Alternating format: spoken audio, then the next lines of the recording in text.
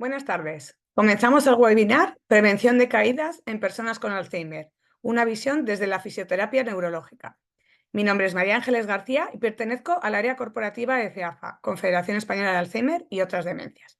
Lo primero, dar las gracias a todas las personas que se han inscrito a este encuentro y, por supuesto, a la ponente que hoy nos acompaña y a la que presentaré más adelante. El webinar de hoy, organizado por CEAFA, está encuadrado dentro del proyecto Entornos Amigables y Solidarios con las Demencias.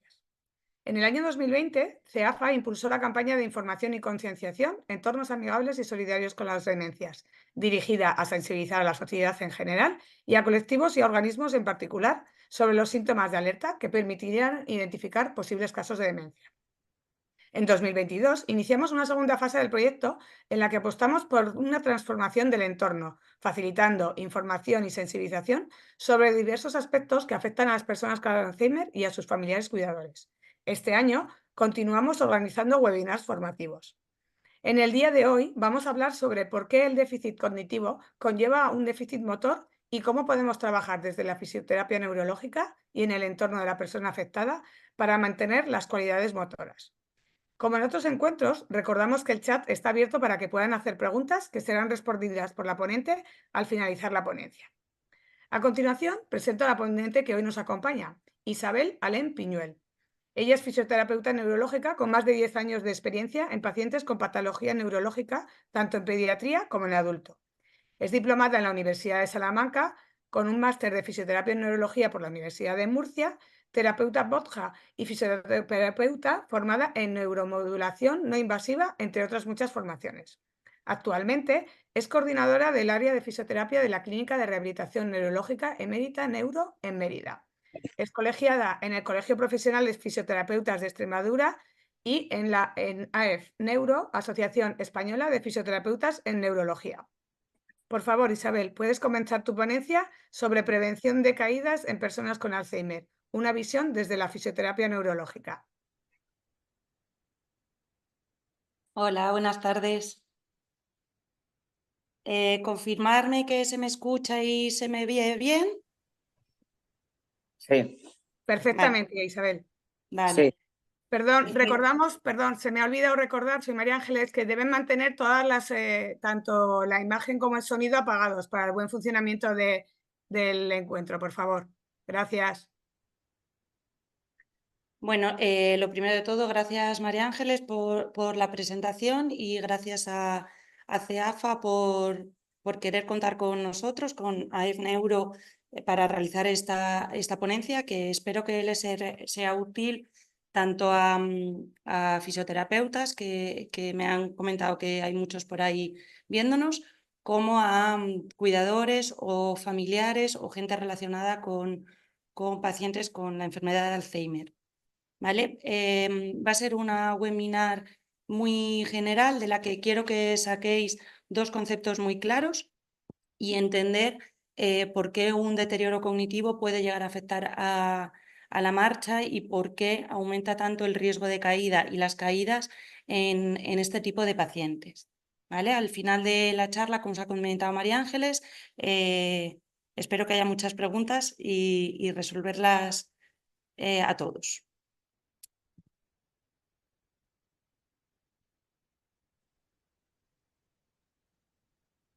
Vale. Al principio del todo quería haceros una breve introducción, aunque entiendo que si estáis por aquí conectados es porque ya tenéis algún tipo de conocimiento sobre la enfermedad de Alzheimer. Pero bueno, recordaros que es la demencia más frecuente en nuestras personas afectadas y que no se conoce la causa principal, pero sí hay una predisposición genética y un cúmulo de factores ambientales que va a hacer que esa persona desarrolle la enfermedad.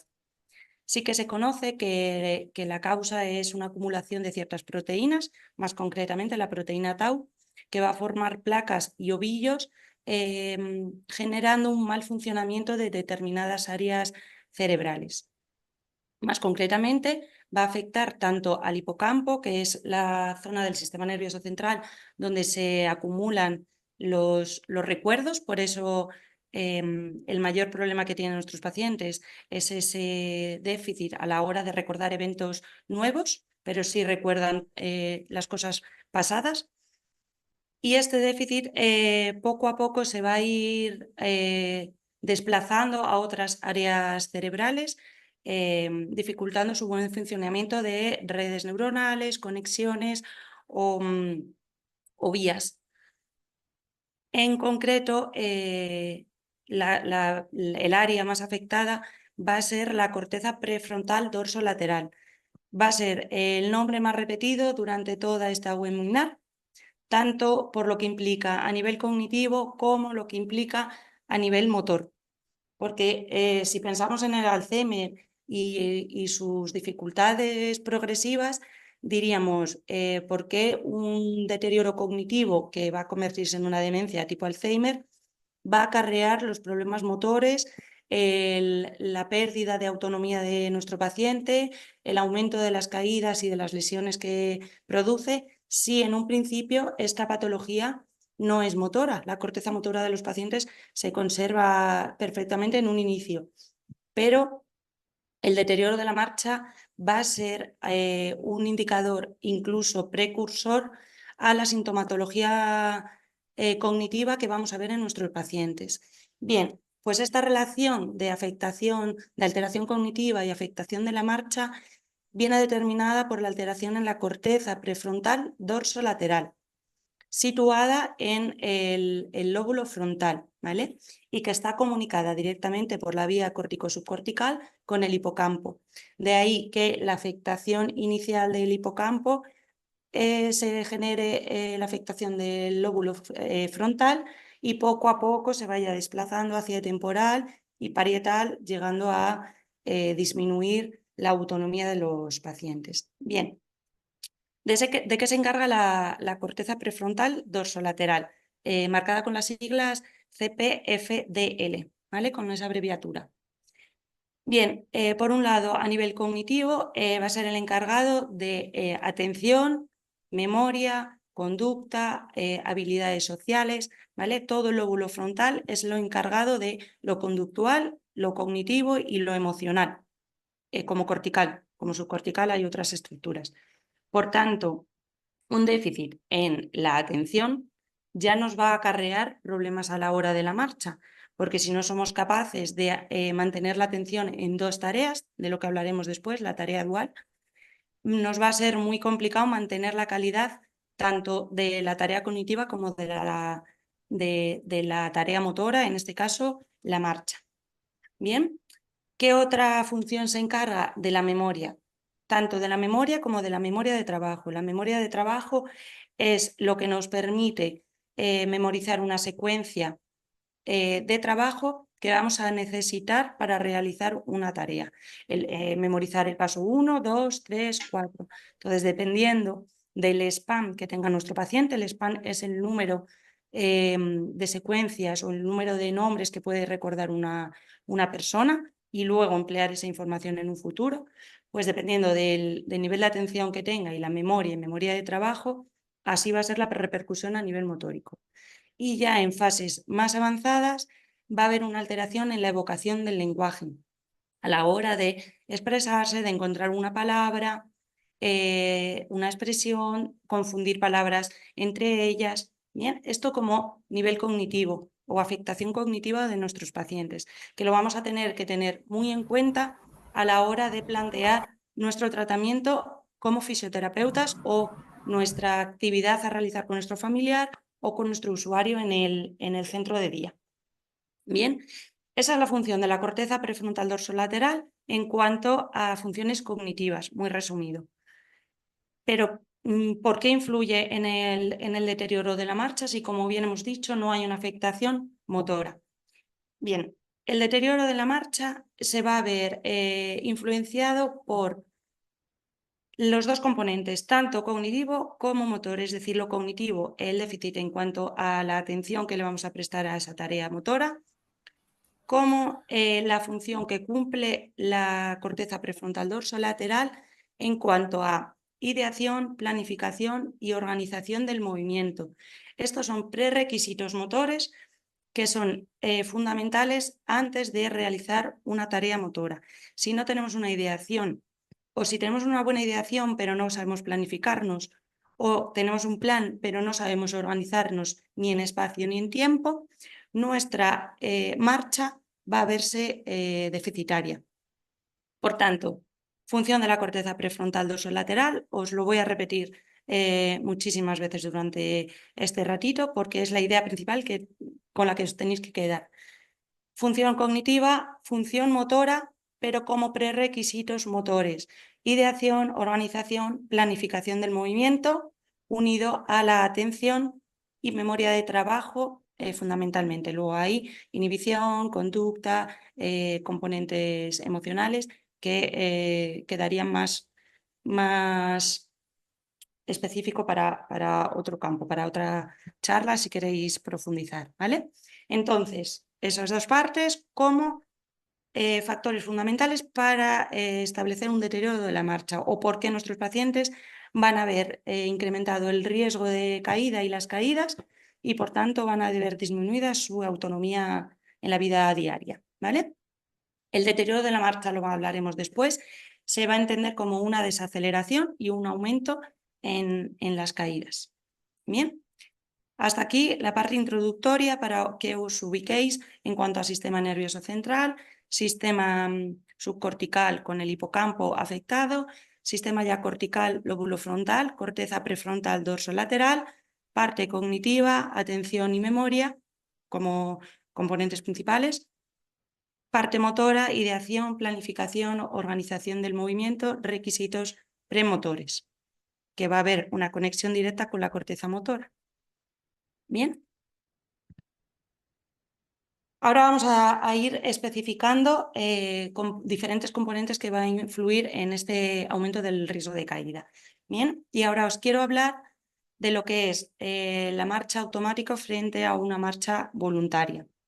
Porque desde siempre se ha entendido que la marcha era algo automático, programado, ya aprendido, que no requería una actividad cortical ni un hecho voluntario. Bien, esta teoría se sustentaba en dos bases. Una era que la marcha era un acto reflejo preprogramado. A esta teoría no le falta mucha razón porque nosotros como seres humanos, ya estamos programados de forma genética para desarrollar ciertos ítems del desarrollo, como pueden ser el volteo, la cuadrupedia, la bipedestación o el caminar. No hace falta que nadie nos enseñe para que consigamos alcanzar en esos ítems. Siempre hablando de un sistema nervioso sano. Cuando hay una patología va a haber unos déficits en este desarrollo. Pero si no hay ninguna alteración, somos capaces de desarrollarnos sin ningún problema. Eso era una parte por la que pensar que la marcha era refleja y que no teníamos que aprenderla. Pero por otro lado está la teoría de los centros generadores de patrones. ¿Vale? Estos generadores de patrones, que es el robot que veis en la diapositiva, son un grupo de interneuronas que están situados en la zona lumbar de la médula espinal. ¿Qué van a hacer este grupo de interneuronas? Van a ser capaces de generar unos potenciales motores de forma automática. Es decir, reciben unas aferencias periféricas y unas señales del sistema nervioso central superior que van a generar unos patrones automáticos. Estos son los que nos permiten, valga la redundancia, automatizar la marcha. Y por eso podemos ir por la calle pensando en lista de la compra, en problemas que hemos tenido en casa, en lo que vamos a hacer a la hora de llegar al trabajo y lo hacemos de forma automática. ¿Cuántas veces nos hemos visto que nos hemos equivocado en el recorrido por la calle porque íbamos sin pensar? Bien, estos son los generadores, el CPG, Centro de Patrones Globales. Bien. Por tanto, la marcha sí tiene un componente automático aprendido, programado o generado de forma automática por nuestro sistema nervioso, pero si fuera exclusivamente automático o reflejo o programado, ¿por qué se vería alterado o habría un déficit, un deterioro de la marcha cuando existe un déficit cognitivo? Ya sea el déficit cognitivo entendido como un déficit cognitivo leve o propio de la edad, como una demencia, como una enfermedad tipo Alzheimer, o por cualquier otro tipo de patología neurológica que va a ver afectada a la marcha. Bien, pues volvemos a este círculo vicioso de la corteza prefrontal dorsolateral, situada en el cerebro donde lo veis, os la he señalado el área roja en el lóbulo frontal, ahí está situada la corteza prefrontal dorsolateral, os la he situado en el hemisferio izquierdo por ser el lóbulo dominante. Bien, como esta área es la principal en cuanto a cognición y en cuanto a movimiento, la marcha no puede ser exclusivamente refleja y exclusivamente automática o programada o aprendida, puesto que si hay un déficit cognitivo, ya hemos quedado claro en la parte introductoria que tanto la atención como la memoria van a influir en el proceso de la marcha, como los prerequisitos motores de ideación, programación y planificación del movimiento. Por tanto, la marcha tiene los dos componentes, la automática refleja, pero también podemos ser conscientes de cuántos pasos damos, qué amplitud del paso, si caminamos más rápido, más despacio, si camino de puntillas, si camino de talones, haciéndola más cortical. Pero la marcha tiene el componente automático, tiene el componente cortical y tiene el componente cognitivo. ¿Bien? Todo esto para haceros, espero que os vayáis haciendo la idea de que a la hora de intervenir sobre nuestros pacientes, nuestros familiares, va a ser fundamental trabajar desde lo cognitivo para trabajar el movimiento. Y aquí os traigo un artículo que ahí os he puesto la referencia, pero si lo necesitáis os lo envío por correo, que es de hace ya unos cuantos años, pero me parecía muy visual, muy fácil de interpretar y de ver la repercusión que tiene las tareas duales a la hora del deterioro tanto motor como cognitivo. Para empezar, ¿qué es una tarea dual? Pues una tarea dual es aquella que realiza a la vez una tarea cognitiva, una actividad cognitiva que requiere cierta atención, junto a una tarea motora, que esta vez lo vamos a unir a la marcha por ser el tema principal de la webinar. Bien, pues este estudio hacía 3 grupos de intervención y comparaba 4 actividades. Los 3 grupos de intervención, si veis abajo en el recuadro, el gris clarito va a hacer referencia a los pacientes sanos. Los blancos van a ser el deterioro cognitivo leve, y la columna negra va a hacer referencia a pacientes diagnosticados de enfermedad de Alzheimer. Entonces, las diferentes actividades que se les pedía para valorar cuánto influía lo cognitivo en lo motor y viceversa, fueron en el primer grupo que veis a la izquierda, una prueba puramente motora en el que se le mandó caminar a los 3 grupos una distancia determinada, 10 metros, sin ningún tipo de actividad motora. Ya está, caminar simplemente. Más o menos no hay mucha diferencia entre una persona sana y una persona con enfermedad de Alzheimer, seguramente porque tiramos de los recursos automáticos programados y no está habiendo un déficit en la marcha. El segundo bloque de los 3 grupos hacía referencia al Tap and Go Test. Para el que no lo conozca, el Tap and Go Test es un test utilizado en investigación clínica que combina una tarea motora pero requiere cierta atención y memoria de trabajo.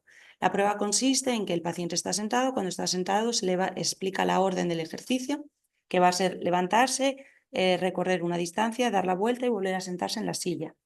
Por tanto, en pacientes sanos ya se tarda X segundos, que no llegan a los 15, 13, 14 segundos.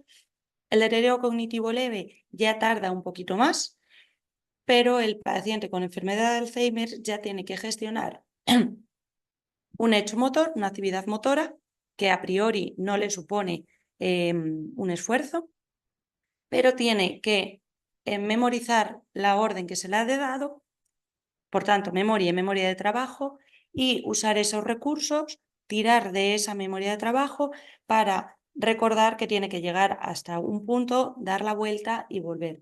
¿Qué pasa en la enfermedad de Alzheimer? Que ahí lo cognitivo ya empieza a suponer un problema en lo motor. La tarea se ve disminuida o muestra mayor dificultad por esa caída en la memoria de trabajo o en la atención que te ha prestado a la hora de oír las instrucciones. Por tanto, el recorrido o la prueba ya la va a realizar de peor calidad que un paciente sano o con deterioro cognitivo leve. El siguiente bloque que veis es una actividad cognitiva. Tenían un papel en el que venía un número de teléfono que tenían que memorizar y luego marcar en el teléfono. Obviamente, en una persona con deterioro cognitivo ya le cuesta más que a una persona sana, y a una persona con enfermedad de Alzheimer le estamos mandando memorizar algo. Si hemos dicho que el Alzheimer es un problema en el almacenamiento del hipocampo como almacenamiento de recuerdos recientes, ya es un costo mucho mayor memorizar, retener esa información y luego recurrir a ella para marcarla en un teléfono. Por tanto, el tiempo de diferencia es muchísimo mayor de un paciente sano a un paciente con enfermedad de Alzheimer. Y en el último grupo juntaban las dos tareas, la tarea cognitiva aislada, que era la de memorizar el número de teléfono y marcarlo, junto al Tap and Go Test. Aquí ya la evidencia está clara. Obviamente, una persona sana ya va a requerir más tiempo que en el Tap and Go aislado, porque todos vamos pensando en lo que tenemos que hacer a la vez que memorizar el número y marcarlo. A todos nos cuesta más, porque nuestra atención se tiene que dividir en dos tareas, aunque no nos cueste esfuerzo. Pero en un paciente con enfermedad de Alzheimer, este tiempo no es que se duplique, sino que prácticamente se triplica el tiempo que tarda en realizar el Tap and Go cuando se le está requiriendo una tarea cognitivamente alta para él. Por tanto, aquí ya está quedando claro que la marcha no es una tarea motora aislada, automática, programada, puesto que si fuera así, la marcha la haríamos bien, el recorrido lo haríamos igual y no se vería el déficit cuando se le está pidiendo una tarea cognitiva. ¿Vale? Tareas duales hacemos constantemente en nuestro día a día. Las personas sanas o con un deterioro cognitivo leve no van a verse afectadas por esta carga, pero cuando lo cognitivo requiere nuestra atención, lo que va a caer es lo motor, porque en lo motor no hay ningún déficit. Hemos dicho que en la corteza motora no existe un déficit que aumente nuestro riesgo de caída, es lo cognitivo. Por tanto, cuando nos mandan dos tareas, ¿dónde ponemos mayor atención? Donde nos cuesta más, no donde nos cuesta menos. Por tanto, va a bajar la calidad de la marcha de nuestros pacientes porque se le está pidiendo un nivel muy alto a nivel cognitivo. Traducción, desaceleración de la marcha, aumento del riesgo de caída, caídas, pérdida de la función, pérdida de la autonomía de nuestros pacientes, familiares o usuarios del centro. ¿A qué conclusión estamos llegando? Pues a que tenemos que entrenar con tareas duales y favorecer esta alternancia o esta división de la atención en dos tareas, puesto que si solo trabajamos tareas cognitivas aisladas y tareas cognitivas motoras, ya veis que los 10 metros marcha o la tarea cognitiva aislada la pueden realizar con cierta normalidad, pero cuando combinamos las dos no. ¿Vale? Para que os vayan quedando ideas muy claras de cómo trabajar o cómo poder ayudar a nuestras personas cercanas. Bien, vale. Nos llega un paciente nuevo a nuestra clínica, en el caso de los fisios, o un paciente o un usuario nuevo al centro de día, o nuestro familiar le han diagnosticado una demencia, un deterioro cognitivo o una enfermedad de Alzheimer ya diagnosticada como tal. Bien, lo primero que necesitamos es una buena valoración cognitiva. Si tenemos la suerte de contar con un equipo multidisciplinar en nuestro equipo, genial, porque podemos trabajar de la mano con ellos. Si no, va a ser el neurólogo o un neuropsicólogo el que realice esta valoración cognitiva. ¿Por qué la necesitamos? Porque necesitamos saber en qué momento cognitivo está, dónde está cayendo más, si su déficit mayor es en la atención, si es en la memoria de trabajo, si es en la inhibición, si ya está muy avanzado y es la evocación del lenguaje, o es lo conductual y lo emocional, porque en función de esto, nuestro enfoque, nuestras sesiones van a ir en torno a una cosa o a ir en torno a otro. Aunque nuestra tarea a desarrollar vaya a ser la misma, no va a ser lo mismo mandarle a un paciente que no es capaz de retener o a un familiar no es capaz de retener 3 órdenes seguidas, 3 normas en nuestro ejercicio. Si sabemos que 3 normas no las memoriza o luego no puede acceder a ellas, no tiene sentido mandarle 3. Empezaremos por una, luego intentaremos aumentar 2 o mantener su nivel cognitivo. ¿De acuerdo? No podemos trabajar por encima de lo que él es capaz, porque primero se va a frustrar, segundo, nuestro ejercicio motor no lo va a realizar bien, porque la atención que le vamos a mandar en la tarea cognitiva es tan alta que lo motor no lo vamos a conseguir, y 3, porque no tiene sentido, porque su nivel no se lo va a permitir, ¿vale? Entonces tenemos que conocer en qué punto está y hacia dónde tenemos que trabajar. Y luego, como fisioterapeutas, aquí sí que voy a especificar un poco más en lo que es la fisio, aunque espero que para el resto de oyentes les sirva la información. Vamos a valorar en qué momento está, cómo está su marcha en el momento en el que nos llega, ¿vale? La valoración de la marcha lo vamos a hacer como una valoración de esa desaceleración y ese aumento del riesgo de caída. ¿Cómo lo vamos a hacer? Vamos a medir la variabilidad de la zancada. ¿Por qué la variabilidad de la zancada? Bien, porque se ha visto que la variabilidad de la zancada es bien o coexiste o es un precursor de un déficit cognitivo. Es decir, tiempo antes de que el diagnóstico de demencia se haga, ya se muestra una variabilidad en el patrón de la marcha de la persona. Por tanto, tenemos que estar atentos a esos primeros indicios. Muchas veces, antes de darnos cuenta de pequeños despistes de nuestro familiar o de nuestro paciente, que pueden ser puntuales en casa y no nos damos cuenta, vamos a ver una variación en sus patrones, bien necesidad de pararse cuando está caminando y para hablarte, o le llaman por teléfono y se para hacer 2 tareas a la vez, la tarea dual, o bien reduce la velocidad de habla cuando está caminando, o bien disminuye el ritmo de la marcha cuando mantiene el ritmo de habla, ¿vale? Entonces, estos dos componentes van a ir a la par. Variabilidad de la marcha entendida como longitud y cadencia. Está demostrado científicamente que hay una relación inversa entre la variabilidad de la zancada y la estabilidad de la marcha. A menor variabilidad de la zancada, mayor estabilidad de la marcha. Esto quiere decir que una persona sana y cognitivamente sana, su porcentaje de variabilidad no es mayor al 3%. Caminamos al mismo ritmo, mismo número de pasos, misma longitud de paso, misma cadencia, todo es igual, salvo que haya un imprevisto, un obstáculo al que reaccionamos. Pero en un terreno llano, nuestro paso es constante.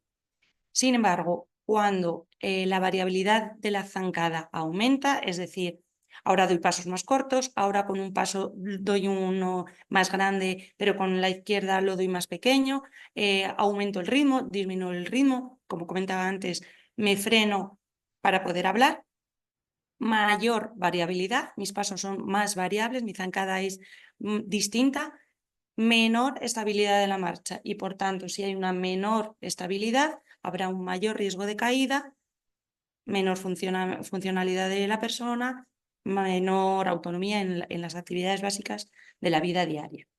Bien, ¿cómo medimos? ¿Cómo hacemos objetivable esta variabilidad de la zancada, aparte de observarlo? pues vamos a usar tantos test y escalas como hacer uso de las nuevas tecnologías con las que contamos. Test y escalas más usadas, el Tap and Go, que es el que os he explicado antes en el estudio anterior, que ahí ya vamos a poder ver.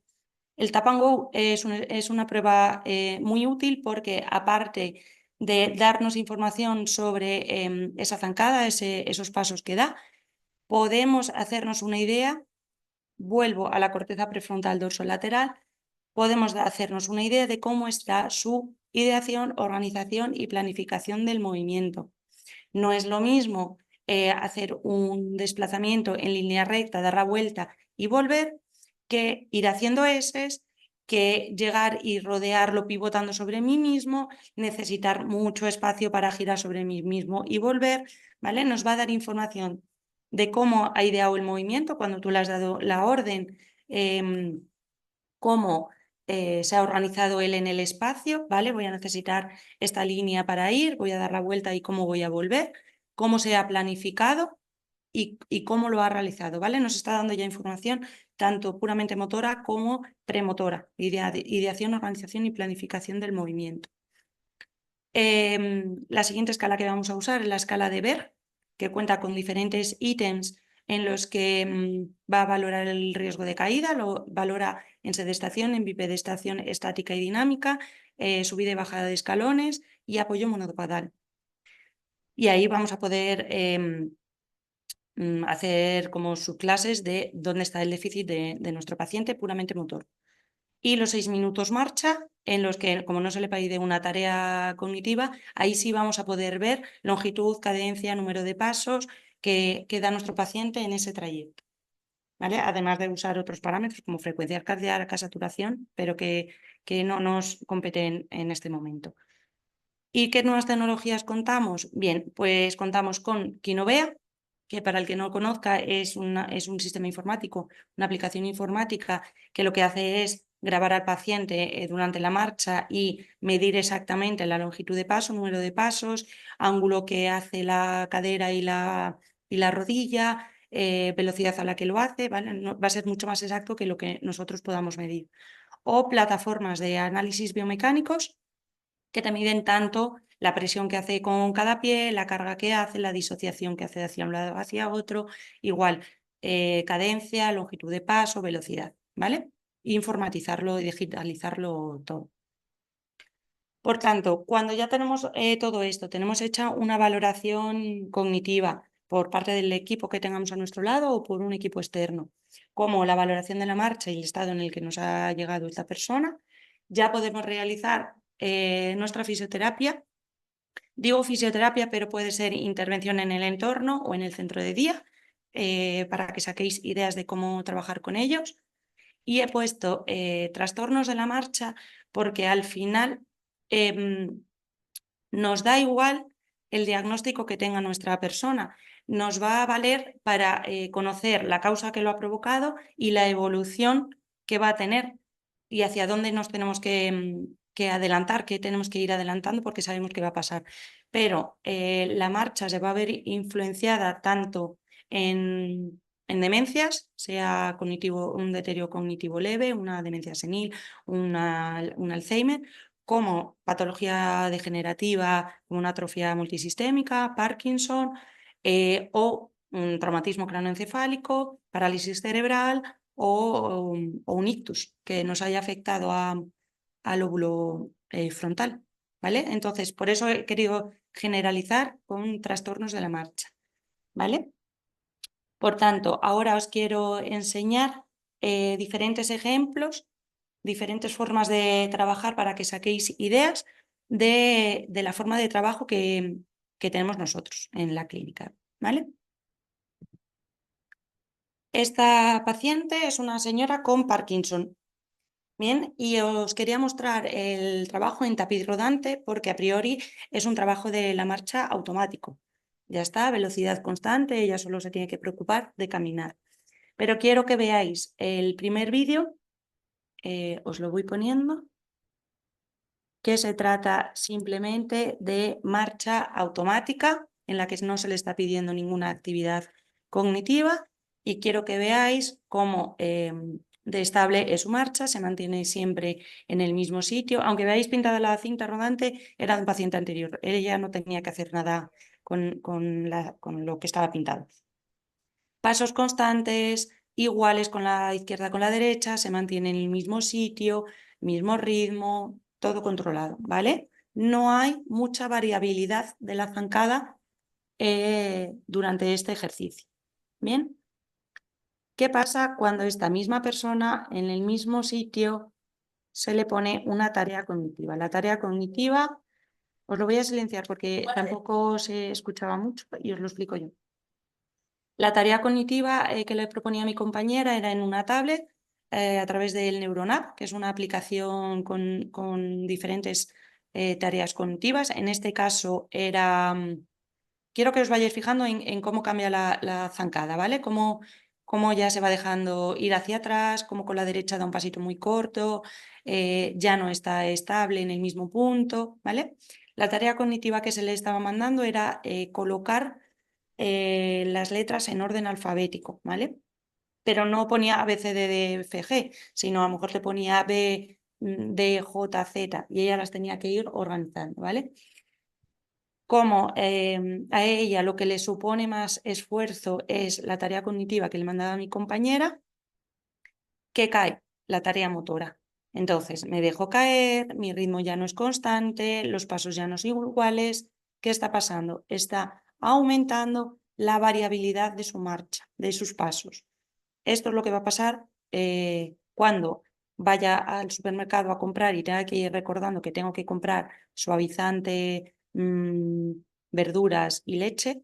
Me voy a tropezar con algo que haya en el suelo, me puedo chocar con una estantería, por poneros un ejemplo. Bien, en una tarea cognitiva, en una tarea motora muy concreta, muy controlada, ya veis la diferencia de pasos que da en un caso y en otro. El siguiente ejemplo es un ictus, ¿vale? Os traigo diferentes casos para que veáis que al final la forma de trabajo puede ser muy similar. En este caso, mi otra compañera le había hecho un ejercicio previo en el gimnasio en el que tenía diferentes letras pegadas por la pared y él de forma espontánea formaba diferentes palabras, ¿vale? Aquí estaba trabajando más la fórmula del formular palabras, la evocación del lenguaje y la memoria. ¿Por qué la memoria? Porque esas palabras que había formado anteriormente en el gimnasio las tenía que recordar y cuando salió al gimnasio mi compañera le puso letras a lo largo del pasillo y él tenía que recordar qué palabras había formado y ahora formarlas a la vez que caminaba, ¿vale? Desplazándose. Pues si las palabras que formó fue masa, mesa, misa, ¿vale? Pues al principio del todo del pasillo tenía una M, al final del todo tenía la A y se tenía que ir desplazando a la vez que caminaba. Vamos, caminaba a la vez que tenía que ir localizando las letras que conformaban la palabra que él anteriormente había formado, es decir, había tenido que prestar atención al ejercicio anterior, memorizarlo y ahora acceder a ese recurso y a la vez que aumentábamos su carga motora, que en su caso la tarea motora le supone más que la tarea cognitiva porque no tiene un déficit cognitivo, su déficit es motor, entonces la tarea cognitiva la podemos aumentar de dificultad porque a nivel cognitivo está bien, pero lo que le supone es la tarea motora. Bien, espero que hayáis entendido bien el ejercicio. Llegaba a la A, luego tenía que dar la vuelta, buscar la S y buscar las siguientes letras, ¿vale? Está trabajando el desplazamiento, la marcha con una tarea dual, pero usando atención y memoria. Y por último, os enseño este caso que es otro ictus, pero me parecía interesante porque muchas veces me decís, muy bien, se trabaja fenomenal en cinta rodante, se trabaja fenomenal caminando, pero ¿qué pasa cuando ya hay una patología muy avanzada que ya lo tengo en silla de ruedas? Vale. El objetivo en este paciente es recuperar la marcha como objetivo general, pero tenemos que ir sacando patrones parciales.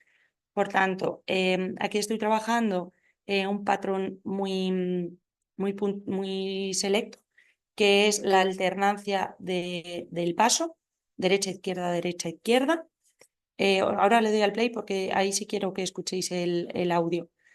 Y la orden del ejercicio fue, tienes que ir alternando la patada con el balón, primero con una pierna, luego con la otra, y tienes que pararlo y darle patada. Es decir, el balón te va a llegar, páralo, dale la patada y alterna el pie con el que lo haces, ¿vale? Son 3 órdenes en un mismo ejercicio. Vais a ver cómo cuando yo monitorizo el ejercicio, es decir, le voy diciendo ahora cuál toca, él controla la actividad y va alternando y es capaz de inhibir su impulsividad, otro déficit prefrontal que presenta. Pero con la monitorización externa es capaz de recordar las 3 órdenes que le había mandado, pero sin una monitorización externa pierde totalmente o sea, no controla el impulso, pierde la orden del ejercicio y le da constantemente con el mismo pie. Os pongo el audio para que veáis la diferencia entre cuando yo le voy diciendo ahora, le monitorizo de forma externa y cuando le dejo hacerlo libremente.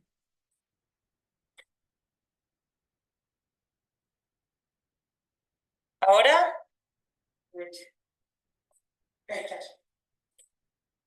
ahora, izquierda. Muy bien. Ahora,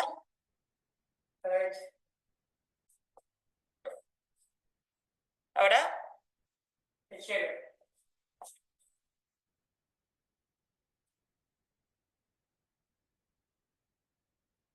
Ahí ya no hay monitorización, ya comienza a hacer el ejercicio con la misma pierna.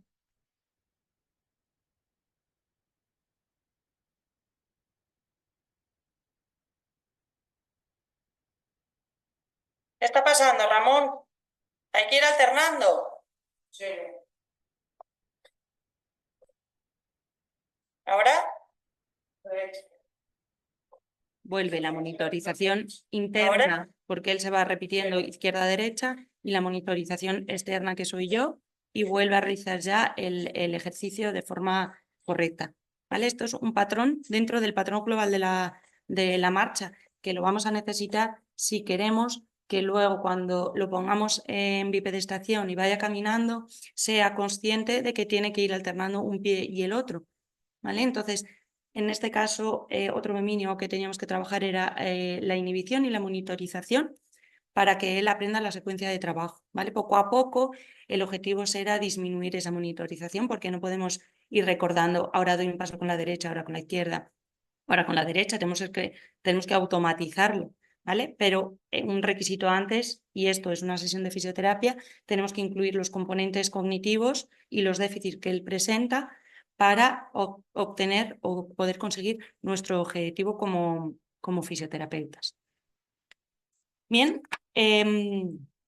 hasta aquí todo lo que os quería contar.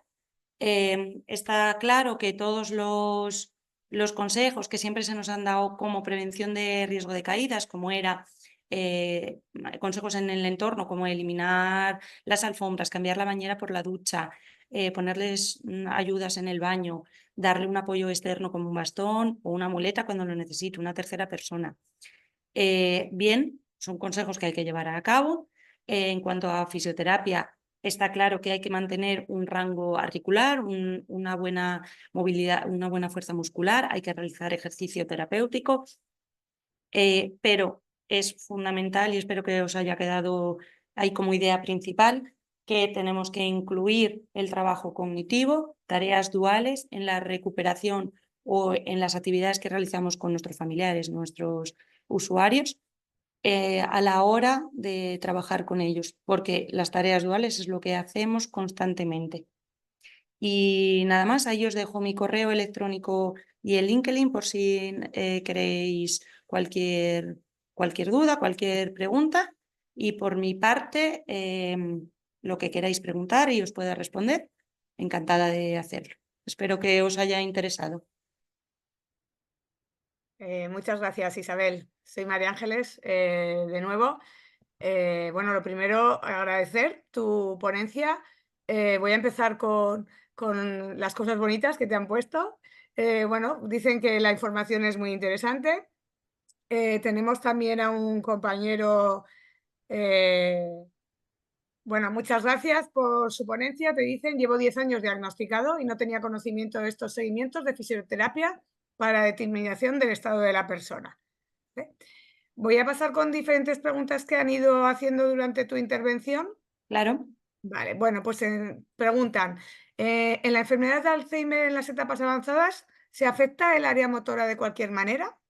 Bueno, al final lo que comentaba, la afectación principal o inicial empieza en esas áreas que comentaba al principio, hipocampo como área subcortical, pero por la vía córtico-subcortical va a verse afectada directamente ese lóbulo frontal, la corteza prefrontal dorsolateral en primera instancia.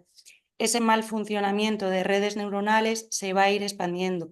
Por eso al final va a haber una alteración en la evocación del lenguaje, que ya corresponde al lóbulo temporal, y va a acabar afectando a corteza motora, pero por propia falta de estimulación, es decir, cuanto más deterioro cognitivo, más riesgo de caída, entonces ya movilizamos menos a nuestros pacientes, cuanto menos se movilizan, menos estimulación reciben, menos estimulación, más caídas, y acaban habiendo un deterioro por un fallo de redes neuronales. Pero el problema principal no es un problema en la corteza motora, es cortical y frontal. Vale. Comentan también, buenas tardes, mi padre con Alzheimer de 88 años está en una residencia de ancianos y tiende a caerse bastante por las noches. Como no está constantemente vigilado durante la noche, pueden pasar varias horas hasta que se dan cuenta de que se ha caído. ¿Qué se puede hacer para que no se caiga con tanta frecuencia por la noche? Bueno, ahí al final tenemos que recurrir a las ayudas de, bueno, si está en una cama, entiendo o debería entender que hay mayores recursos para protegerles, como son las camas con barandilla. Hay camas de la residencia que sube la barandilla y evitas que caiga para un lado o para otro. Si la inquietud motora es tan grande y está tan afectado, sí se puede llegar a recurrir a sujetar de forma externa o piernas o brazos, pero vamos, teniendo una barrera física ya es muy complicado. Si pusieras la cama contra una pared, ya por un lado lo estás evitando y por el otro tienes una barandilla, tendría que ser muy difícil caerse por las noches. Preguntan, yo creo que ha sido mientras estabas poniendo alguno de los ejercicios prácticos, si estos ejercicios serían posibles en estados de Alzheimer avanzado. Bueno, es como os comentaba en el último caso en el que ya está en una silla de ruedas, en el que nuestro objetivo no es la marcha como tal, pero dentro de la marcha hay muchos patrones segmentados. Entonces, si ya está en una silla de ruedas, habéis visto que se puede trabajar el patrón de alternancia de miembros inferiores, se podría trabajar disociación de miembros superiores con respecto a miembros inferiores, control de tronco, control cefálico, según el estado avanzado de la enfermedad. Pero siempre nos tenemos que poner un objetivo real de nuestro paciente y evitar que esa progresión sea lo más lenta, o sea, intentar que sea lo más lenta posible por calidad de vida del paciente. Pero Vale. siempre se puede trabajar, ¿eh? Bueno, la atención centrada en la persona, ¿no? Que Eso tanto es. insistimos. Incluso ya ha llegado a estadios muy avanzados de un Alzheimer, ya la intervención sería ya más sensorial, más de una estimulación mucho más luces, texturas, tacto, música. Perfecto. Tenemos una pregunta quizás más técnica. Gracias por el webinar. Quería saber la opinión respecto al uso de Tineti o el SPPB en la valoración del riesgo de caídas en personas mayores, ya que no fueron incluidas en la presentación. Bueno, no están incluidas porque es imposible incluir todas Todas. las escalas que existen. Al final, lo importante es que entiendo que es un terapeuta, cada terapeuta tenga su escala de valoración y que siempre sea la misma para que sea objetiva. Si hemos valorado en un primer momento con Tineti la evolución la vamos a mantener con Tineti, porque no tendría sentido valorar con una y luego con otra.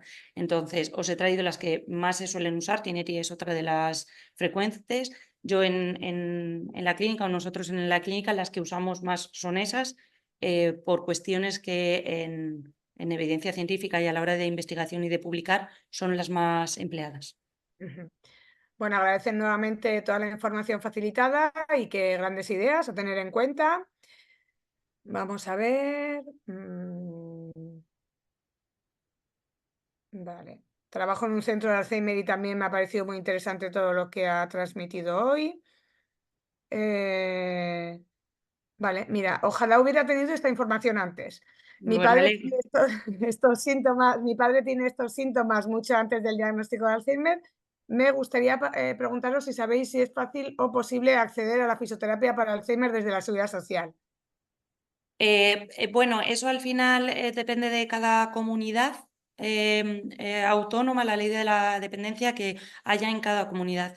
Yo que me encuentro, trabajo en Extremadura, sí está bastante cubierto. Tienes dos tipos de ayudas, la destinada al entorno o la de la promoción de la autonomía personal, que va enfocada a tratamiento sobre la persona. Y ahí ya eliges un centro concreto donde realizar la terapia que le corresponda o que necesite tu familiar en cada momento. Yo voy a hacer una pregunta también. ¿Por qué es tan poco conocida la fisioterapia neurológica? Ya. Bueno, yo creo que además este es el año y agradezco la pregunta porque a finales del año pasado hicimos un congreso en Cáceres por el que estamos apostando por las especialidades en fisioterapia, porque igual que la tiene un médico, creemos que nosotros las necesitamos por estos motivos, porque no es lo mismo trabajar una rotura fibrilar, un esguince de tobillo, que una enfermedad de Parkinson o de Alzheimer en este caso. Entonces, ¿por qué es poco conocida? Pues porque no se hacen estos tipos de webinar hasta el día de hoy y siempre son todo como muy general y una fisioterapia muy desconocida. Entonces, a ver si poco a poco podemos ir dándole difusión a la neuro, que es tan bonita y tan necesaria. Muy bien, perfecto. Bueno, va un poco unido, ¿no? También con CEAFA que, bueno, pedimos la especificidad también, ¿no? Entonces, esa especificidad que quizás necesita una especialidad, ¿no? Como tú has dicho, evidentemente la fisioterapia ayuda en muchos ámbitos, ¿no? Pero quizás la fisioterapia neurológica es para la especificidad del Alzheimer, ¿no? Lo que nos puede ir mejor para nuestros familiares o pacientes o usuarios de centros o así. Bueno, pues nos preguntan por un caso así un poco práctico. ¿Sí? Y mi madre con Alzheimer avanzado tiende a sentarse en el váter para ir a hacer pis y solo a sentarse dice que ya lo ha hecho, pero no menciona y eso es repetitivo. ¿Cómo puedo hacer con ella para trabajar y enviarle la orden y ayudarle a que haga esta acción? Eso sí que tendría que haber una intervención muy, muy concreta porque tendríamos que saber si realmente tiene las ganas de ir al baño, Ujú, si va al baño pero no es capaz de relajar esfínteres y poder hacer pis, si es una perseveración que tiene ella en la cabeza con ir al baño, ir al baño, ir al baño, o realmente hay un problema sensitivo en el que le está interfiriendo, o un problema urológico, pero entiendo que no debería ser así. Entonces habría que descartar si es un componente sensitivo, un componente motor de relajación de esfínteres o bien cognitivo de que está perseverando en la idea de tengo ganas de hacer pis, pero luego no es real. Eso habría que descartar primero la causa para saber qué está pasando. perfecto. Bueno, nos comentan otra persona, muchas gracias por la charla. Soy trabajador en un centro de día.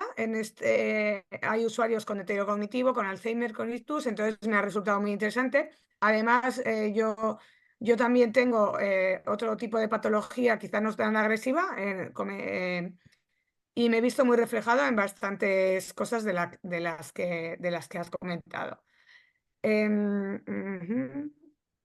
Vale, han empezado a comentar algunos de los personas participantes que sí que hay algunos centros o incluso también asociaciones nuestras que lo sabemos que disponen de fisioterapeuta. Desconozco si en concreto fisioterapeuta neurológico, pero sí que es cierto que algunas de nuestras asociaciones han ido incorporando ese servicio. Em, vale. En el Alzheimer el miedo a caerse es casi constante. ¿Qué ejercicios nos recomendarías para asegurar la marcha?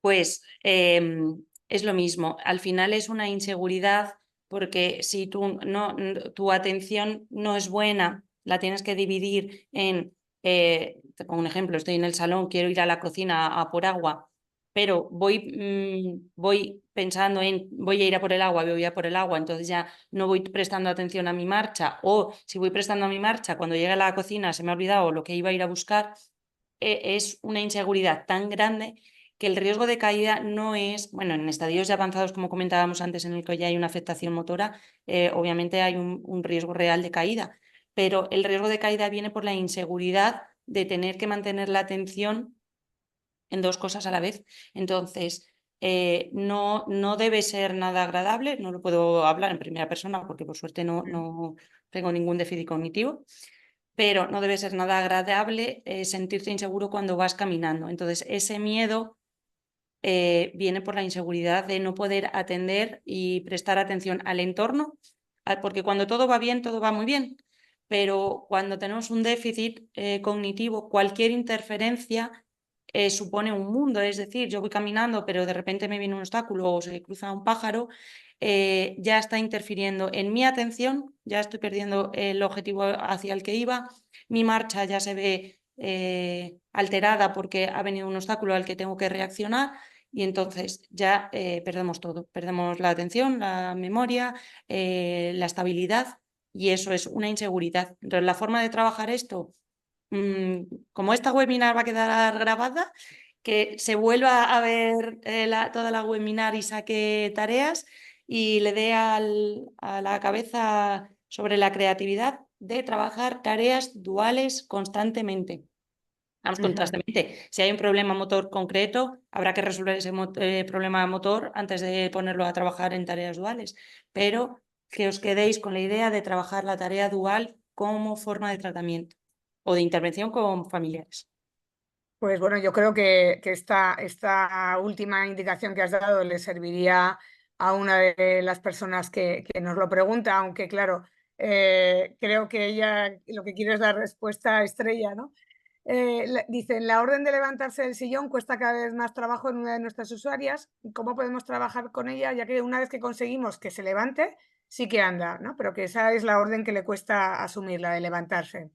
Vale, habría que ver si es porque motóricamente le está costando, si el sillón está muy bajo, si la superficie es muy blanda, no se puede, si no tiene reposabrazos y no se puede levantar, si motóricamente le supone un esfuerzo o si cognitivamente o no te entiende o no te quiere hacer caso porque al final hay cambios conductuales.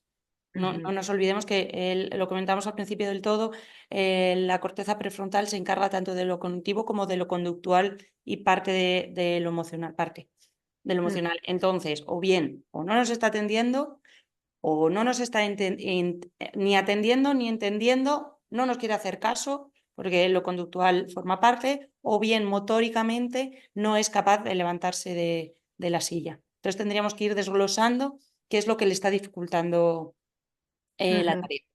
¿Vale? Si fuera motórica, pues facilitarle la altura del sillón, darle un apoyo, ayudarle a levantarle. Si fuera conductual, negociar. Y si fuera cuestión de comprensión o de entender la orden, pues recurrir a otros sistemas de comunicación como fotos, vamos a ir a este sitio o esto es lo que tienes que hacer, 2 secuencias de trabajo, estar sentada a levantarte, ¿vale? Tenemos que buscar la vía de entrada. Sí. Bueno, este comentario va un poco relacionado, entiendo, con lo que han preguntado antes de la facilidad o no de poder acceder a sesiones de fisioterapia o fisioterapia neurológica. Tú has dicho, has comentado en tu comunidad autónoma el tema de que hay algún servicio a través del catálogo de servicios de la ley de dependencia. Pero bueno, aquí comentan, ¿no? En otro sitio dice, jo, pues sería estupendo que un paciente con Alzheimer pudiera acceder a un terapeuta ocupacional y también a un fisioterapeuta especializados ambos en neurología, ¿no? Entiendo que la persona que nos escribe desde ahí, No pues lo tiene. quizás no hay ese servicio en la seguridad social y tengan que recurrir si pueden y lo hay en lo privado. Formas, un Pregunta, comentario, sí, preguntar siempre al trabajador social de vuestro centro de salud, de vuestro área o de vuestra junta, porque son los que deberían daros los recursos disponibles para cada paciente, ¿vale? Que esto es una ujú, información que muchas veces llega la gente al mundo de la discapacidad y se ven muy perdidos porque no tienen una persona que les sepa asesorar. Entonces, sí. el primer paso tiene que ser ese. De hecho, bueno, por nuestra parte de CEAFA, que muchas veces recibimos llamadas de personas particulares, familiares o conocidos de cualquier punto de España y siempre pues recurrimos y damos el contacto de la asociación que tengan más cercana, ¿no? Porque son al final los que atienden y los que tienen el contacto diario con las personas afectadas y con sus familiares cuidadores. También les aconsejamos esa doble vía, ¿no? Que muy bien, o sea, te voy a dirigir a nuestra asociación, que la conozcas, que los conozcáis, que veáis si os podéis asociar, que hagáis cosas con ellos, pero también recurrir a vuestro asistente social o trabajador social del centro de salud o del centro cívico o centro de barrio, porque también depende de sitios, para que efectivamente os informen de a qué servicios podéis acceder, que aunque lo pueda hacer también una asociación, pero que se cubran los dos ámbitos, ¿no? Así si ante una mayor, si puedes tener un mayor catálogo, puedas ver a qué es lo que puedes acceder dentro de tus características. Una pregunta que quizás es demasiado general, ¿no? Que preguntan, eh, en una persona con Alzheimer en fase leve o moderada, ¿qué 4 ejercicios así podrías recomendar a un familiar para que hagan en casa, ¿no? Alguna actividad fisioterapéutica. Vale, ejercicios concretos no te puedo dar porque no conozco a la persona. Creo que, bueno, podéis sacaros ideas de los ejemplos que os he puesto, pero lo que sí recomendaría es que se hicieran ejercicios con cosas que motive al paciente. Es decir, si a un paciente no le gusta nada la música, no le puedes poner un ejercicio con música. Entonces, con temáticas que a ellos les guste, yo qué sé, le gustan las poesías, pues que te vaya recitando una poesía a la vez que camina, que ahí ya estamos accediendo al lenguaje, evocación de los recuerdos, además si trabajamos con cosas que le motive, vamos a activar también áreas límbicas emocionales, ¿vale? El objetivo de la fisioneurológica es intentar activar la mayor cantidad de redes posibles para mantener al sistema nervioso activo. Entonces, si yo un ejercicio lo hago con cosas que te motiven, que te generen recuerdos, que te lleven a una infancia, a un momento bonito, ya estamos implicando a muchísimo más sistema subcortical. ¿Vale? Ujú. Entonces, no tiene sentido trabajar con actividades que no le gusten. Entonces, que a su familiar le busque tareas que le gusten, la costura, la cocina y que te diga recetas de cocina, jugar al dominó, pues vamos a trabajar de pie, que a veces ya simplemente ponerlos en bipedestación ya supone un esfuerzo motor en el que tiene que dividir la atención. ¿Vale? No es ponerlos a caminar y ya está. Si están acostumbrados a estar sentados, simplemente la bipedestación ya le aumenta el trabajo.